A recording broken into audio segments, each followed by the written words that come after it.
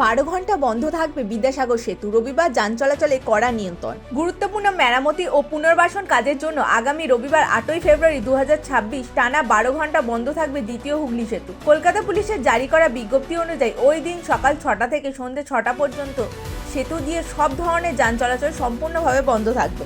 বিদ্যাসাগর সেতু স্টে কেবল, holding down ও bearing প্রতিস্থাপন সহ জরুরি সংস্কার কাজের জন্য এই সিদ্ধান্ত নেওয়া হয়েছে।